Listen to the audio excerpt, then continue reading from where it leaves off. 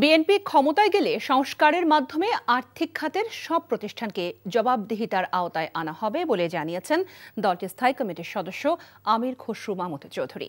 দুপুরে popular life insurance company লিমিটেডের ২৫ বছর পূর্তি উপলক্ষে আয়োজিত অনুষ্ঠানে কথা বলেন তিনি।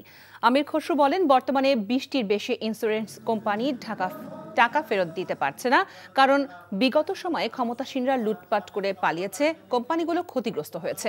তিনি বলেন, অর্থনৈতিক ও নিরাপত্তার জন্য মানুষ বীমা করে, কিন্তু লুটপাট করার কারণে গ্রাহকরা টাকা ফেরত পাচ্ছে না। তাই জনগণের ম্যান্ডেট পেয়ে বিএনপি ক্ষমতায় এলে বীমা খাতে বড় ধরনের সংস্কার হবে।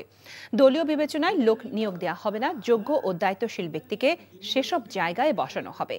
প্রাইভেট বিশ্ববিদ্যালয়গুলো থেকে টাকা লুটপাট হয়েছে মন্তব্য করে আমির খসরু বলেন, বিশ্ববিদ্যালয়গুলো আর্থিক লাভবানের জন্য নয়, শিক্ষার জন্য বিনিয়োগ করে, কিন্তু বিগত সরকারের আমলে দেখা গেছে সেখান থেকেও অর্থ লুটপাট হয়েছে। রেগুলেটর তাদেরকে দায়িত্বশীল হতে হবে, সবাইকে দায়িত্বশীল হতে হবে, এবং যে ইন্স্যুরেন্স কোম্পানি যে মন্ত্রণালয়ের অধীনে চলবে সেই মন্ত্রণালয়কে দায়িত্বশীল হতে হবে, সেই মন্ত্রীকে দায়িত্বশীল হতে হবে।